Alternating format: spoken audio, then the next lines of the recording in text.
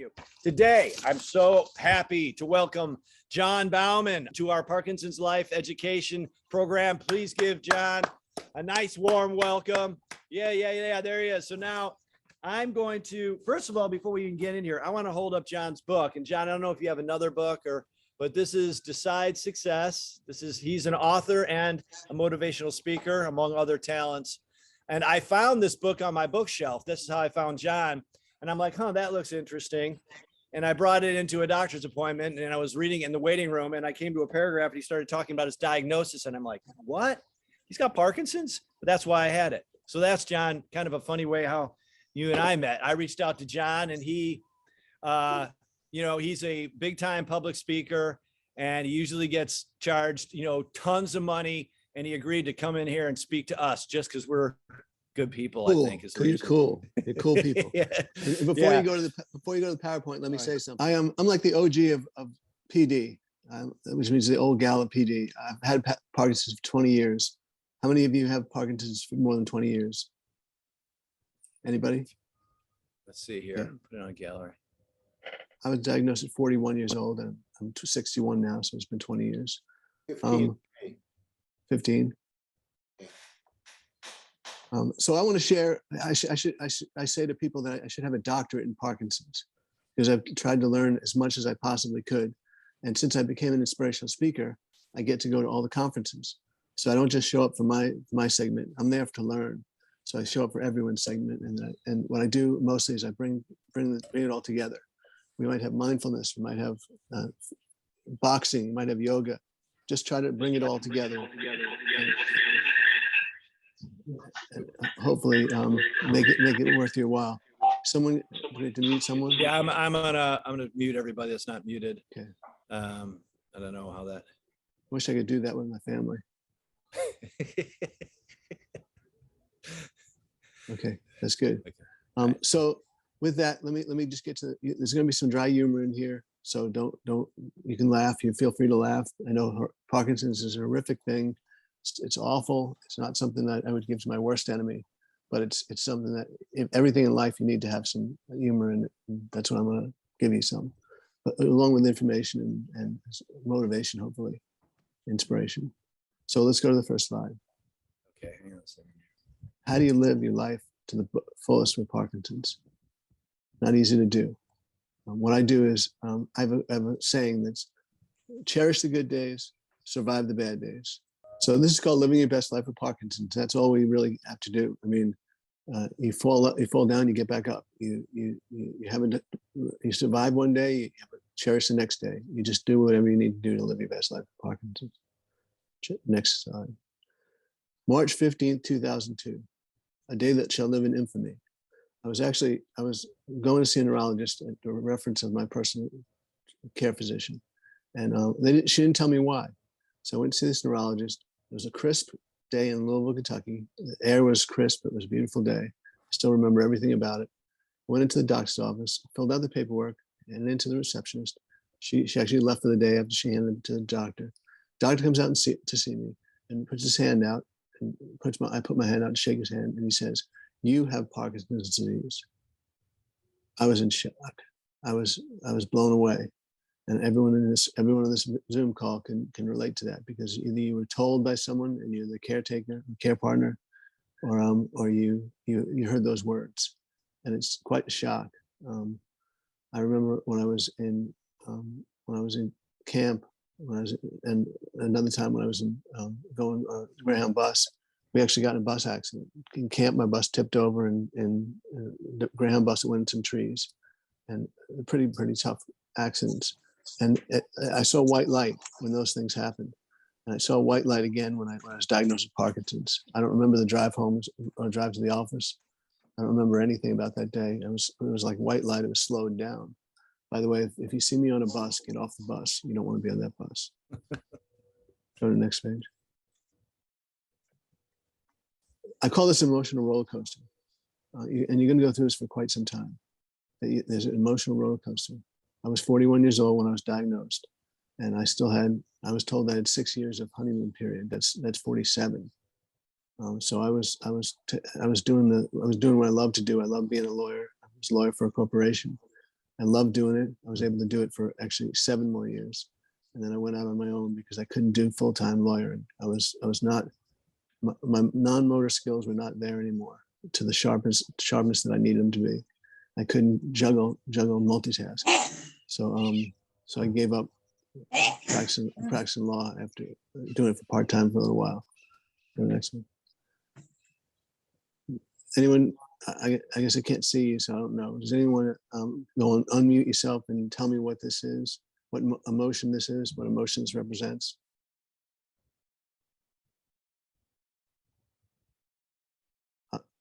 Not hearing from anyone. I'll tell you, it's denial. You're going to be in denial. Everyone's in denial when they first start with Parkinson's. I'm not in denial anymore. After 20 years, I feel like I've got an adequate diagnosis. I do have Parkinson's, but I'm still in shock. Every day I wake up, I say, I don't know why this is happening to me. I don't know what the purpose of this is. And we'll talk about purpose and later on in the talk. So those are the mentioned. I went through denial. I went through, go to the next one. I went through shock. Go to the next one. I went through depression. And depression is a tough thing to talk about because some people don't like to take medicine. I don't like to take medicine. But I remember the first time I was driving along, and it was like I fell into a deep dark hole. Like I didn't care if I lived or died, and I realized that it was depression, and I came out of the hole after about 20 minutes.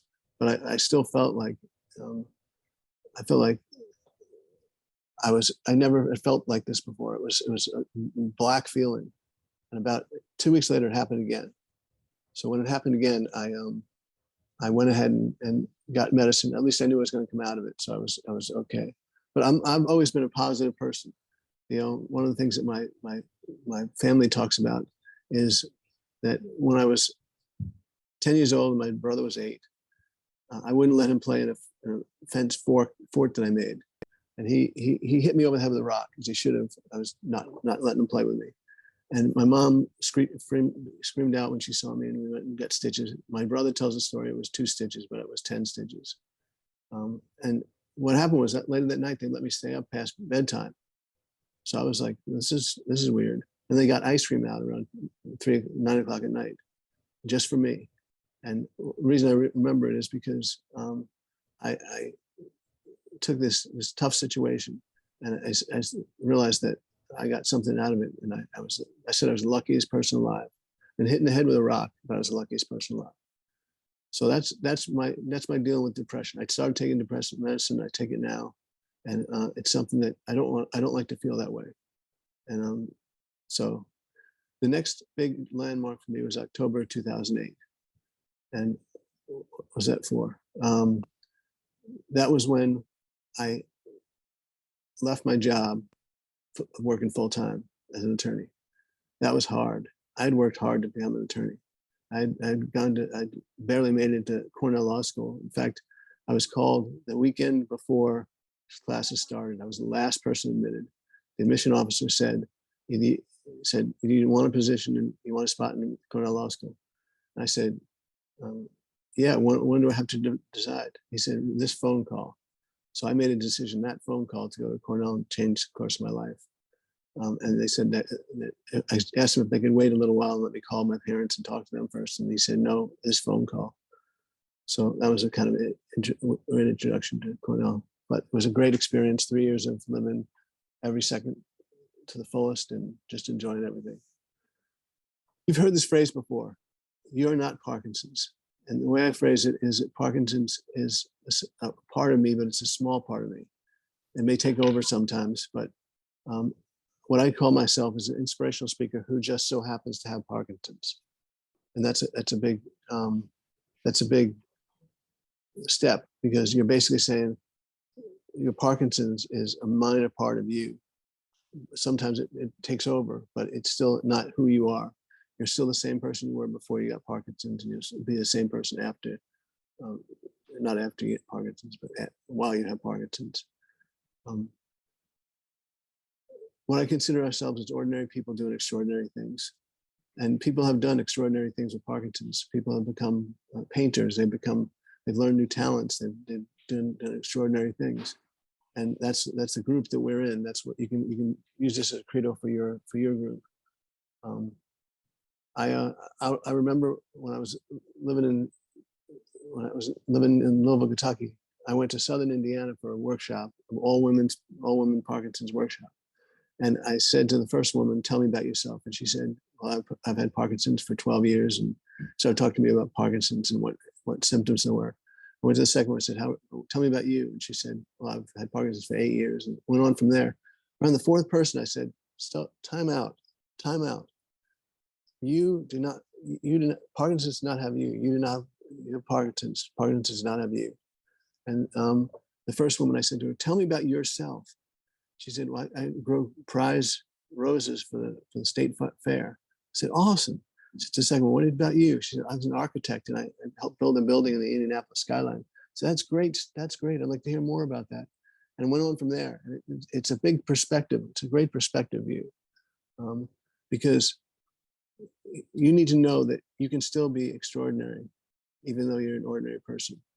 And I don't consider myself anything but ordinary. January 2012. January 2012 was when, I think, oh yeah, this is, I can't believe I forgot this. I'm going to get in trouble later. January 2012 is when I met my wife. And we met in an island in the Virgin Islands. And she, fortunately for me, not that it was pre-planned this way, she had nutrition and exercise experience and was an enthusiast. And she helped me turn the corner and make a whole change to my whole life.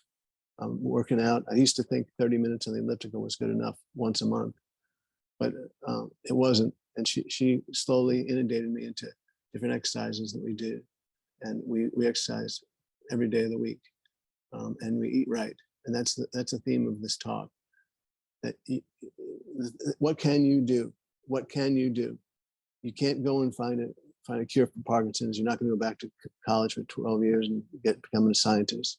You're not going to be able to. You'll be able to help in sport groups and stuff like that. But what can you do to help yourself have the best life story ever? And these are the secrets to living your best life. And it'll surprise you, because when I first started talking about exercise, and everyone talks about exercise, it's great, but people weren't talking about it then. I think the next topic that we're going to hit hard in the Parkinson circuit is nutrition. I believe that you need to have the right fuel in your body in order to exercise, and you exercise best on the best fuel. And just like a Formula One racing car, having the best fuel possible is critically important. So what I'm advocating is nutrition, and I'll tell you my story.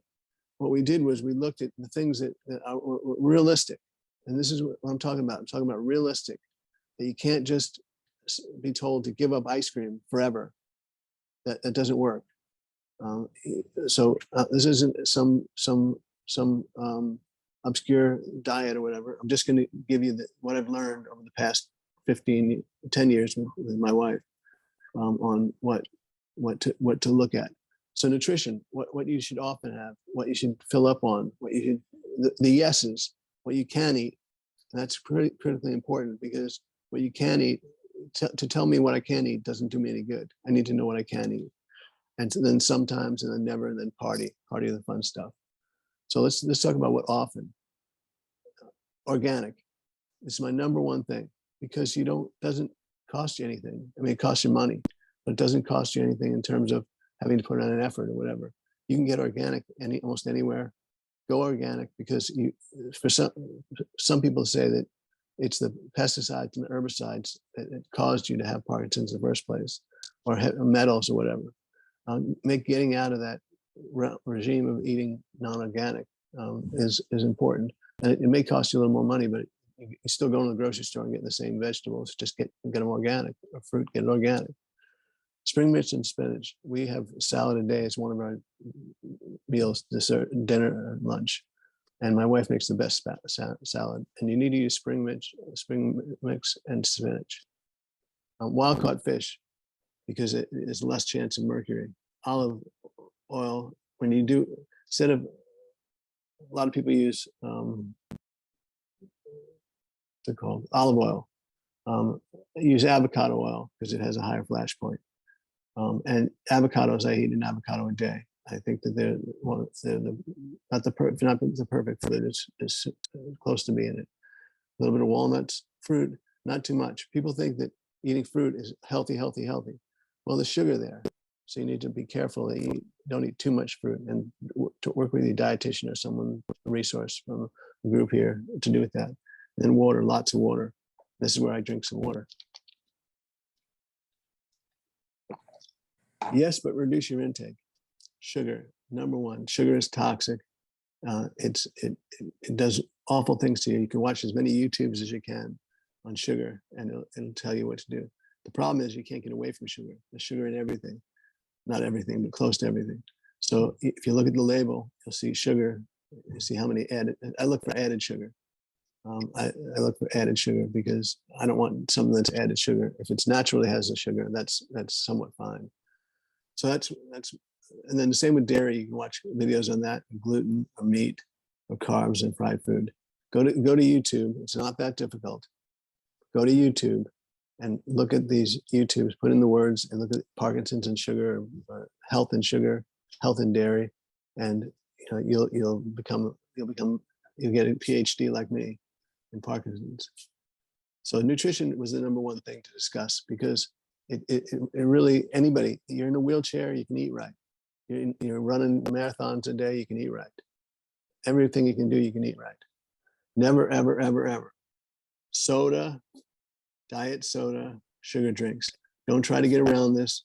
Don't try to figure out something that doesn't qualify as these things. These are things that you need to get rid of. Fast food and junk food. Prepare, have stuff ready for you. If you get hungry, have something in the cooler. If you're going places during the day, have something to eat. Processed food and high sugar desserts. That's not too big of a list. And some people are addicted to diet soda or diet Coke or whatever. I say I say never ever ever. If you can cut it down to one a day, do whatever it takes to improve your nutrition and your diet.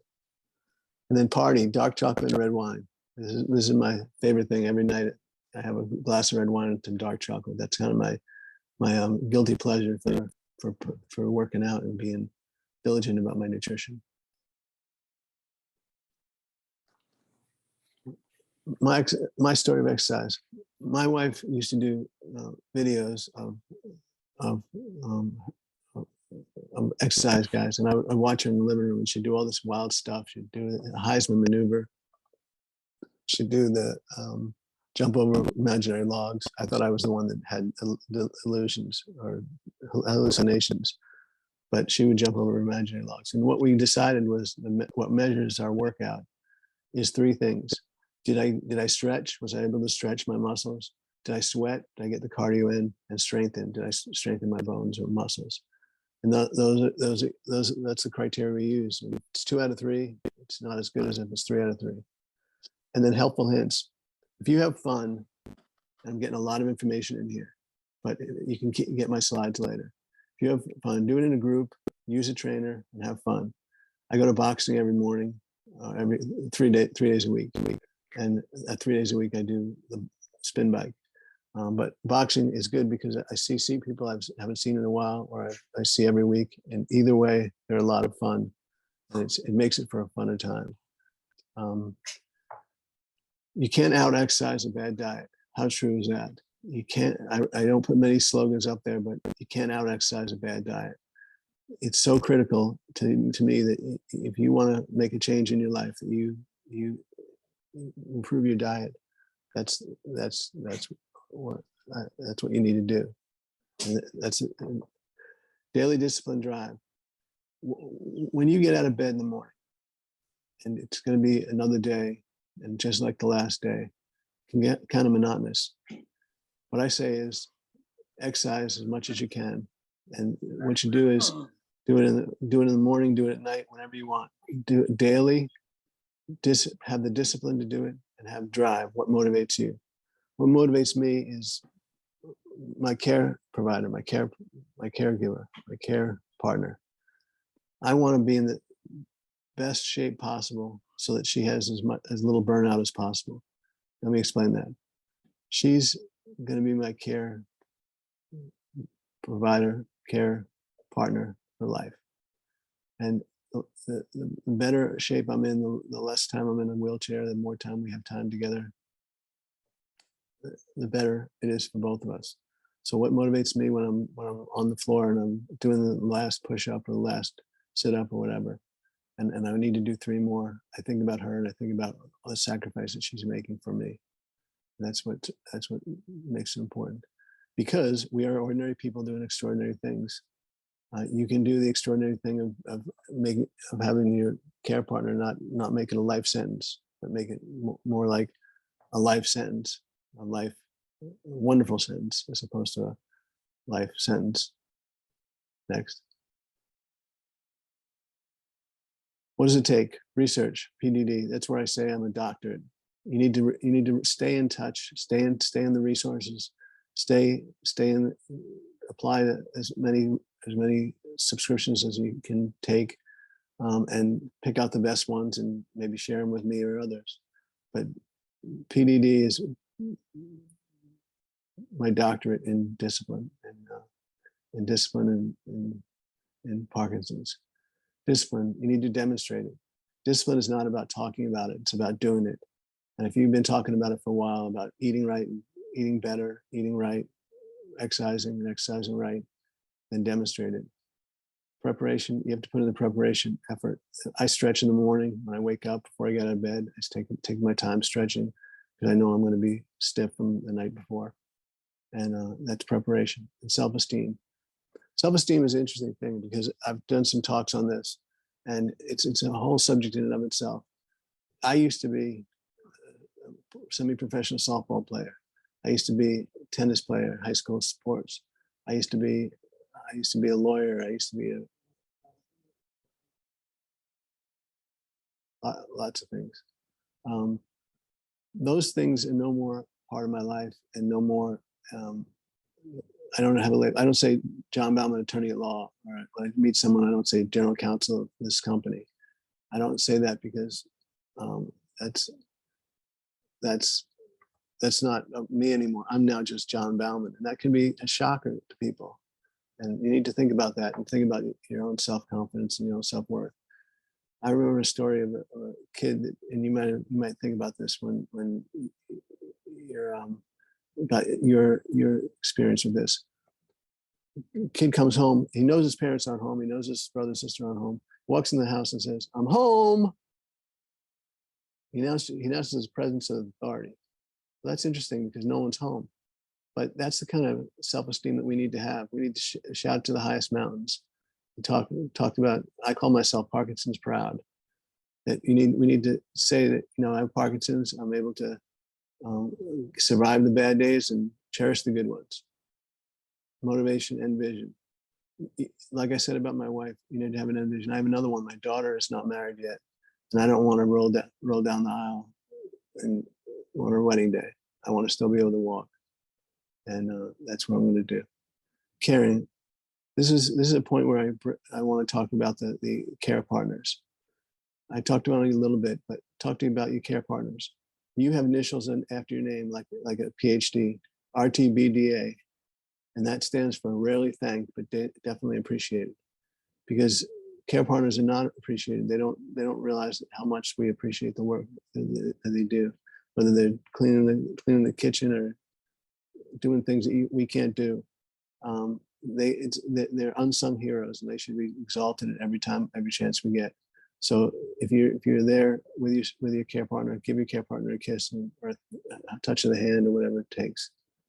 Don't do anything more than that, because the TV is on. You've heard this before. We're ordinary people doing extraordinary things. That's our goal at this point in life. Stay engaged. I'm sure you've heard this, and it's so important that you stay engaged. It's like going to these Zooms is an important part of this. Enjoy life. Figure out what you like to do in life and do it as much as you can. Enjoy life. New areas. Explore new areas. You never know what talents you've got. You never know what. My wife is now a do-it-yourselfer. She's renovated each of our bathrooms and our living room, and she's a do-it-yourselfer, as you can see from the black and white railing behind me. Socialize often. Make a part of your staying active and enjoying life and finding new areas to socialize. Join a group. If you belong to a church, join a church group. Whatever you enjoy doing. My mother cares for my elderly father, and they're about the same age. She goes to a bridge sessions 3 days a week. That's her release. That's her getaway. That's what she looks forward to. That's her me time. So the more you socialize, the more you enjoy life and stay active, the more your care partner can do the same. That's pretty important. Nothing is impossible. I tell a story of a gentleman who was a who was a math graduate student in math, and he was late for class. Only time he's ever been late for a class ever in his life. It's graduate school. He was late for class because he got a flat tire. He got to class about 20 minutes late, and there was only about 9 students in the class. And the next thing you know, the professor was glaring at him. So he's thinking, I'm in trouble. Well, he sees that there's 2 problems written on the board. So he dutifully wrote them down, and he went back home to do them for homework. And he was doing them for homework and did the first one. It was really difficult. And he was doing the first one all night, Friday night, Saturday, Sunday. Finally finishes it, gets the solution on Sunday night, goes to the professor's office, see if the professor's there, slides it down under the table, under the chair, under the door, and says, it says on it, I'll see you in class tomorrow. I was able to get one done. I'll keep working on it. So he starts working on it, falls asleep, and wouldn't you know, he forgot to set his alarm, misses class. Now he missed a class, he got 50% on the homework assignment, and he was late for class. He thought he was going to be expelled. There's a knock on the door, he looks at the people, it's the president of the university and his professor. He said, oh my goodness, I'm going to be disgraced to my family. He opens up the door and they said, you've done it, you've done something that no one could do before. You've done it with something that Einstein couldn't prove. You solved this problem. He said, what are you talking about? Think about it. You missed the first 20 minutes of the first class. So he wasn't told that these were impossible. Nobody could solve these 2 equations, because since he didn't know, nothing is impossible. So think about that next time you think something's impossible. I'm going to tell a story right now about what just happened to me. In April 20th, I was alone in my condo, and I fell down, and my medicine was wearing off, and I couldn't get back up, and I lied there for 21 hours. 21 hours. When they finally found me, I had pneumonia. I couldn't walk. The EMTs got me to the hospital. I stayed overnight at the emergency room hospital. I spent 4 days in the hospital, in another hospital, and then they were replenishing my fluids. I had atrophy and pneumonia, as I mentioned. So I then was in rehab, inpatient rehab for 2 weeks, and I learned to walk again.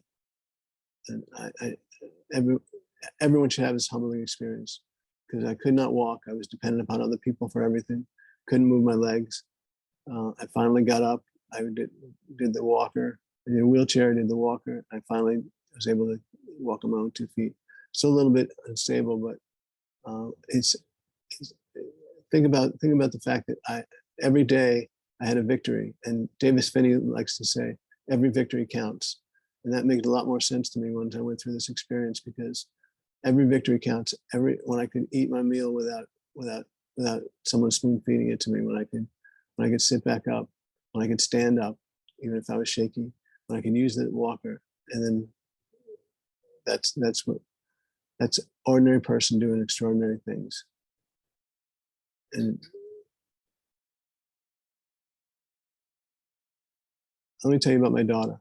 My daughter, we went in for an ultrasound, which is supposed to be the funnest thing in the world. And they were putting the gel on the belly, and they the nurse looked at the ultrasound, and all of a sudden stopped talking, put down the wands and said, I have to get the doctor. So she got the doctor, and they noticed that there was a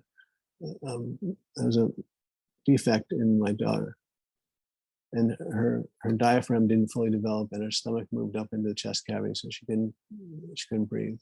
She had no lungs. So she went in for surgery, the first day of birth, she was put on a life support machine. And fortunately, they were able to put in a Gore-Tex pad to replace the diaphragm. And she was able to survive. Her lungs grew, and she developed cerebral palsy due to the lack of oxygenated blood during the transition from the birthing room to the ECMO machine. But she's now a graduate student teaching in Kentucky and enjoying every second of it. So during the 12-year journey, she said many things to me that surprised the hell out of me. She said to me, she said, "Dad, I think that God gave us Parkinson's and cerebral palsy because he knew we could handle it. Maybe someone else couldn't handle it." And she said to me, "Dad, you had it harder off than me because you knew what it was like to be normal. And I don't. This is my always normal." She said some wild things over the years that have really impressed me. So she's my inspiration. She's the one I'm proud of. Purpose. Mention purpose. Uncover it. When I say uncover, I use that word specifically. I'm a lawyer, so I'm allowed to use words specifically. Uncover your purpose. Uncover, meaning it's there already. You just need to uncover it. If you think about it, you can find out what it is and just uncover it, figure out what to do. I do legal aid. I was doing legal aid for a period of time when I moved to Florida. And that was my purpose. I helped a lot of people, and I uncovered my purpose by just thinking about what I could do in the law. It wouldn't be as stressful. Positive attitude. Positive attitude is critical. Reason, best. My mother told the story. She was telling a story when I was about 2 years into my Parkinson's. She said, "Well, John, everything happens for a reason." And I said to her, "Hold on, Mom, your expression has always been everything happens for the best. What changed it?" And she said, "You're getting Parkinson's. I can't imagine that's for the best."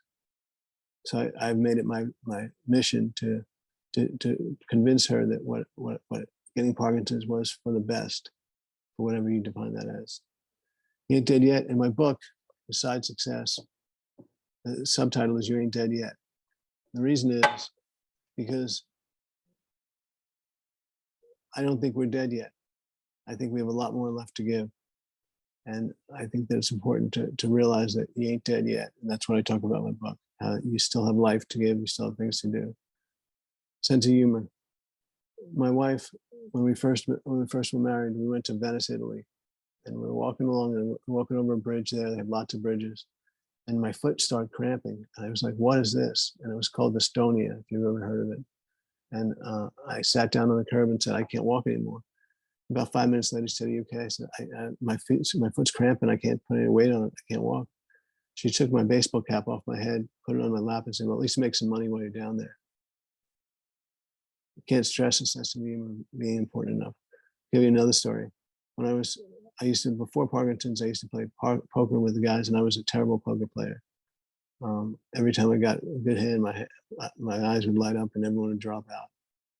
Well, when I got Parkinson's, I stopped taking the medication for a day before. And I would go into there and my face had no expression at all. So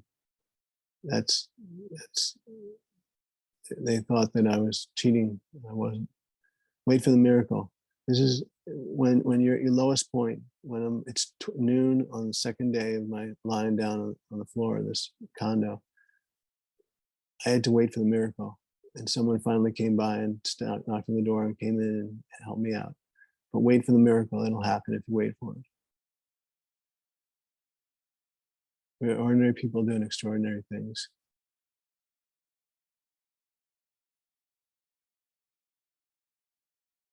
These are my quotes. On your bad days, just focus on surviving them. And these may not apply right now, but when they do apply, you'll say, "Oh, that's what John was talking about. That's what John was talking about."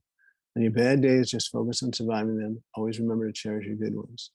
Defy the disease, embrace the disease. What this means is defy the disease, do everything you possibly can to thwart it, to lessen it, to slow it, to stop it, to reverse it if that's possible. And then embrace the disease. See why were you given this burden? See if there's a reason for it and see if it changes your direction of your life. And never underestimate the power of momentum.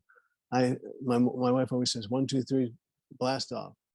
I'm trying to get out of a chair, and I rock back and forth. I just try to get out of the chair and can't do it the first time, second time. Or I'm in bed and I need to get up to go to the bathroom or something, and I have to swing my legs over. And I've learned the power of momentum. So that's something that I think is kind of cute. Maybe you don't, but I do. Who inspires me? My warriors. You are now my warriors. Everyone that I talk to, everyone that I speak with, everyone that I present before are my warriors. Professional camera artists don't get enough credit for what they do. I mean, I learned the place I was at for the inpatient physical therapy was a dump. I mean, Tom Bodette wouldn't stand outside with the light on. He would shut the light off. It was a step below Hotel 6 or Motel 6. But the nurses through all that were the greatest people that I've had experience spending time with. We got to know each other. It got pretty personal after a while. They don't get thanked enough. Neither do family care partners, and that's something important to talk about. Family care partners put up with a lot of stuff, and put a lot of effort in, a lot of taxing, and get burned out. They need to get relief when they can. Muhammad Ali. I met Muhammad Ali and his daughter and his wife several times. Muhammad Ali, the one I want to talk about was how he rose up in the ring, rose up in social issues, but he also rose up in the Parkinson's movement. And it was to such a quiet extent. I was with him once when he was cramped down and basically on the floor, cramped down. And he had some children coming in to meet him that day. The children got to the door and he said, "Muhammad, we're ready." And he stood up as tall as he ever was. And the kids came in and he did tricks for them, magic tricks, which is crazy because his dexterity was really low. And he used all of his energy to entertain these kids. And when kids left, he went back down in the crouching position. He used all his adrenaline he could to do this. And why did he do it? He did it because he loves kids and he loves entertaining and he loves being the center of attention. So he turned what was a terrible thing, a tragedy, into a wonderful thing for these kids. Let me tell a couple more stories. Jim Baumann is an excellent representation of don't give up, don't ever give up. He says, in the positive side, he says, if you think you laugh and you cry every day, whether tears of joy or sadness, you've had a heck of a day. You do that every day for a week, you've had a heck of a week. Do that every day for a month, you've had a heck of a month. And then I mentioned every victory counts, Davis Finney. Every time I can put on my seatbelt without any help, I say that's a victory. I can have hundreds of victories a day, and I count every one of them, from being able to feed myself to everything else, because we are ordinary people doing extraordinary things. This is my favorite quote. It's from Leo Buscaglia. Too often we underestimate the power of a touch, a smile, a kind word, a listening ear, an honest compliment, the smallest act of caring, all of which have the potential to turn a life around. Let me give you my story on this. I was in San Antonio and I was speaking to a group, and there was a line of people that wanted to talk to me afterwards. So I hung around, and the last person came up to me and said, "Hi." And I said, "Do you have Parkinson's?" He said, "No, my wife does, but she's not feeling well today and she's having a really bad day. She's had to stay home." I said, "That's too bad." She said, "But she's a big fan. She's seen all your YouTubes. I have YouTubes also. She's seen all your YouTubes and she enjoys listening to you talk because you have such a positive attitude." I said to him, where do you live? He said, told me the area of town. And I said, "Is that near the airport?" He said, "Yeah, it's 5 minutes from the airport." I said, my flight's not for 3 hours. What are you doing now?" He said, "What do you mean?" I said, "Let's go over your house. Let's surprise her. Let's go and I'll talk to her for an hour, whatever." So we did that, and we walked in, and she was just surprised, no end, and it felt good for me. And I said to her, "So how you doing?" She said, "Not real good." And her husband went into the kitchen. I said, "Well, I understand you were a teacher." She said, "Yeah." I said, "Are you doing any teaching, she said, I don't really have the ability to do that much anymore because I'm in a wheelchair. And I said, she said, in fact, I want to take my life. She said those words to me, I want to take my life. I said to her, I'm not a psychiatrist, I'm not a psychologist, I don't know what to say to people. But I just from the heart said to her, who's that picture of those kids on the wall? She said, those are my grandchildren. I said, have they learned, you taught them everything you need to teach them? She said, no. I said, then you have a reason to live. And that was a touching moment for both of us. And I don't know if she shared it with her husband or not, but it told me that, you know, that you can make a difference. Like they say with the sand dollar, throw the sand dollar in the thousands of sand dollars up on the beach. You throw one in the water. What have you done? You've made a difference in that one sand dollar's existence.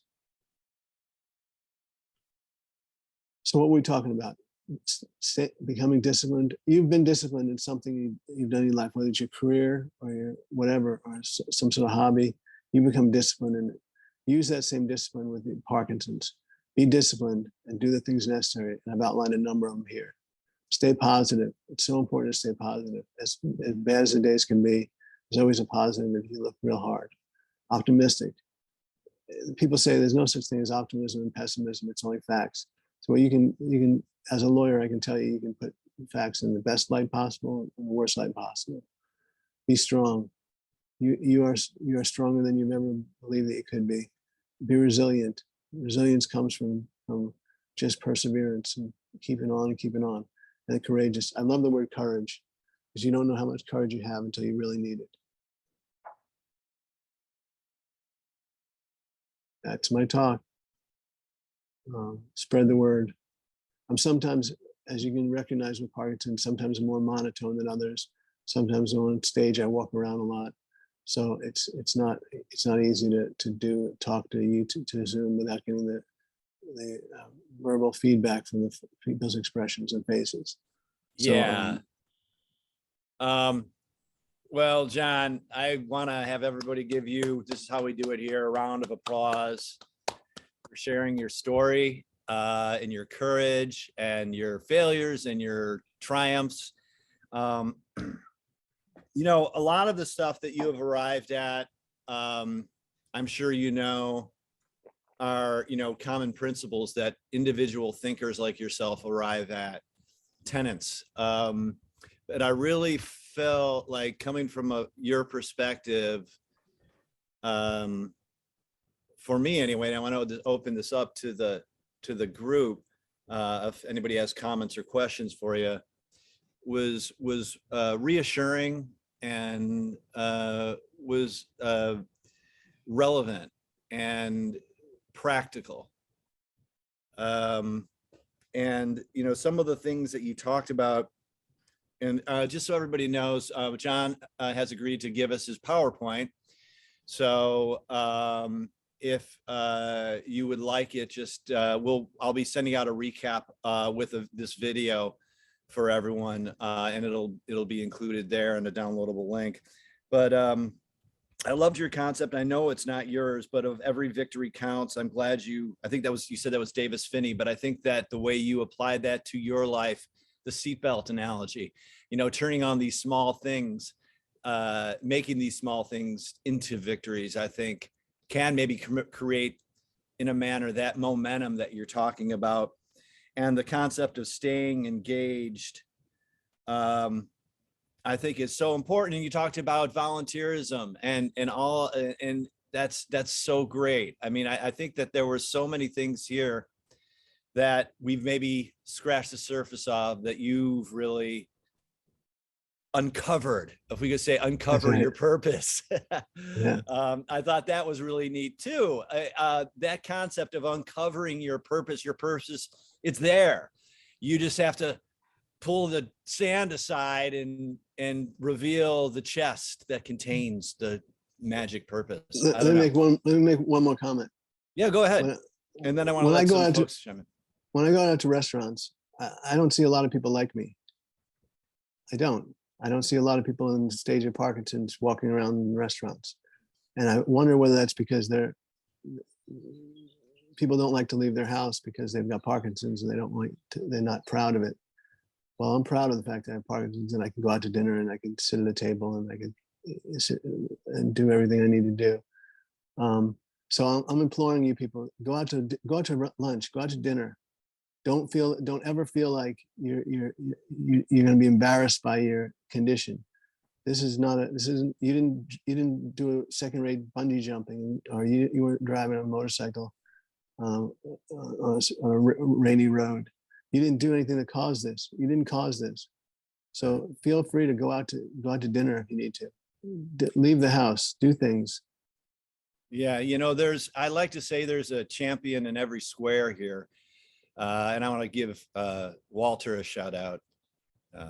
He did just that. He went to a gym in his town and he told everybody he had Parkinson's, and everybody welcomes him in every time he goes. Walter, wave your hand so John can see where you are. Walter. Yes. Well, Walter in the red shirt. Walter with Judy. Maybe we got a couple Walters here. But Walter and Judy shared the story of Walter going to the gym and sharing the fact that he had Parkinson's, and he has now support from people that he doesn't really know all the time, and so he was able to, and people are going to deal with the diagnosis as they can, and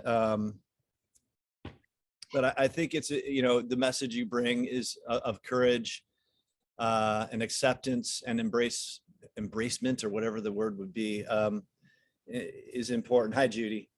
I was trying to get that's Judy and Walter right there. I don't know if you can see them if you're in gallery view or not. Okay. Yeah. We just lost power. I'm sorry. I had to leave. Oh, okay. Well, I don't know if you heard, I was talking about how John had talked about going out to restaurants and not seeing a lot of people with Parkinson's. And he was encouraging people to come out and to go out and to get involved.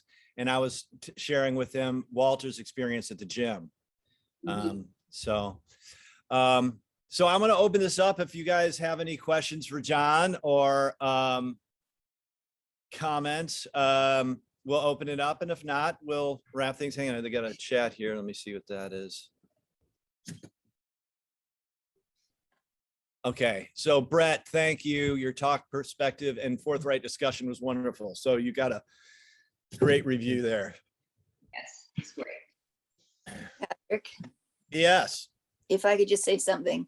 My family is very supportive, and I have found that there are so many nice people in this world.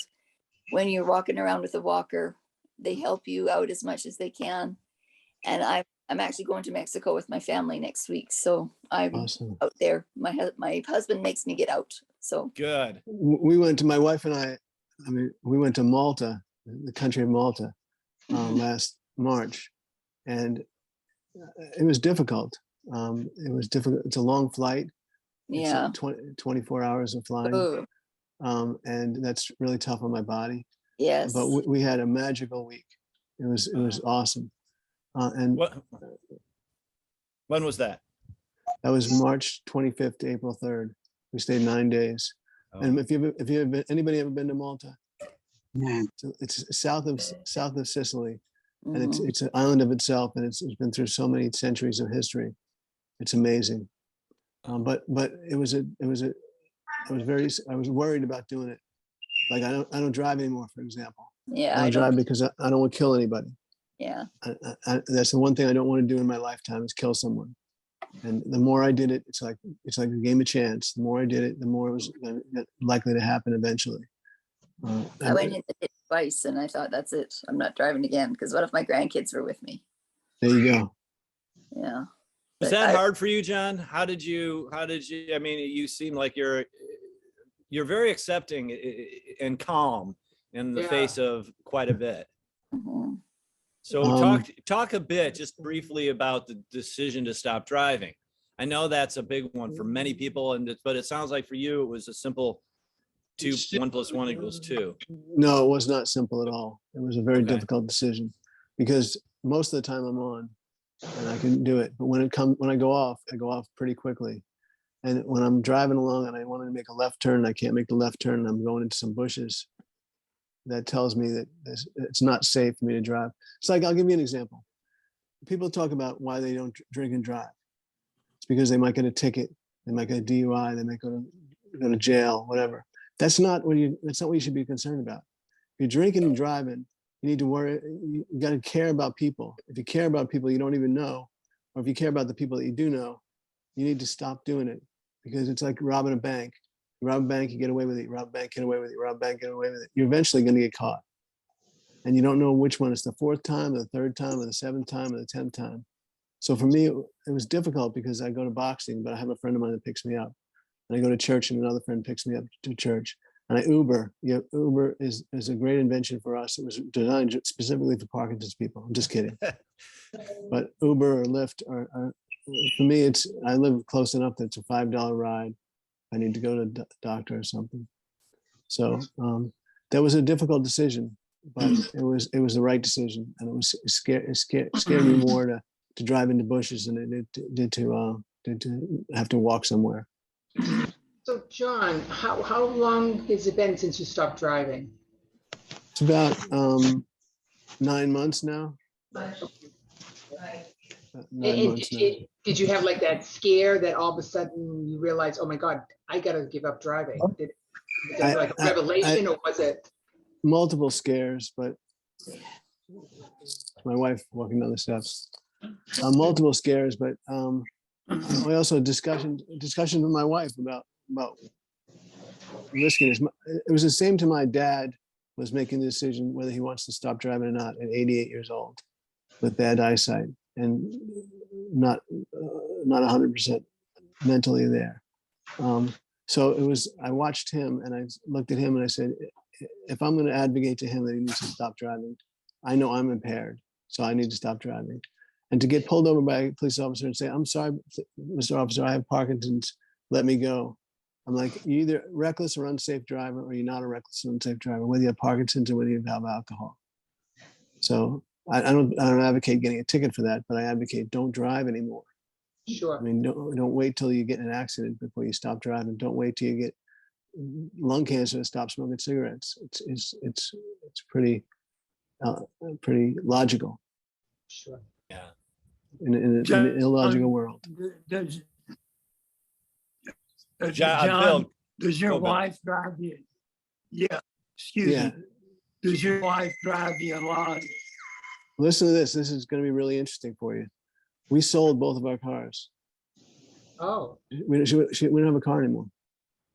Oh. We live in Sarasota, Florida, and the grocery store is close by. We use Instacart. I get a ride to church. She doesn't box, but she works out like a mad woman. And she does Peloton and stuff. So she's got her Peloton here. She works out of the home. I work out of the home. We just decided that if we want to go somewhere for the weekend, we'll rent a car. And a lot of people in the city do that. We're not in a close city like that, but I can walk to the grocery store and back without a problem. I bike. I use my bicycle. I'm able to do that. That's great. That's awesome. That's wonderful.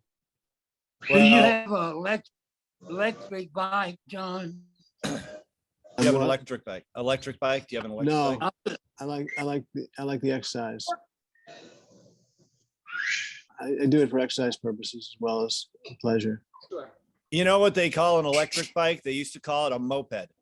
Oh yeah, that's right. They did. Yeah. And they rebranded the whole thing, I think. Right. Well, John, I also love the way that you have given yourself permission and discuss the importance of having the humor and injecting the humor. I'm reminded of a joke I can retell. I don't have Parkinson's, so I always feel a little uncomfortable talking about jokes that involve Parkinson's, but it was told to me by someone with Parkinson's. Actually, he brought in a little cartoon, and it was two gentlemen talking to each other, and one said to the others, I'd rather have Parkinson's than Alzheimer's, because I'd rather spill half my glass of scotch rather than forget where I put the bottle. So, I thought that was, looking for the little victories. And I spoke in Toronto at World Parkinson's Program, it's called. I spoke there, and they had me just do a 5-minute little reaction to the other speakers. One of the other speakers was a doctor, and without realizing he was saying something humorous, he said, Parkinson's people sometimes drool, sometimes constipated. And he said, oh no, sex issues. And he said, I said to them, my reaction to that is, you're constipated and you're drooling. Who wants to have sex with you? Yeah. That's something you can only tell if you've got Parkinson's. Right. Yeah. Because otherwise it doesn't come off very well. That's right. Oh my gosh. Well, we've reached the top of the hour. If there are any final comments or questions, I want to really thank you for sharing your perspective, your humor, your strategies, your thoughtfulness. And let's all give John a round here. Very inspiring. Yeah, feel free to get in touch if you have anything you want to discuss.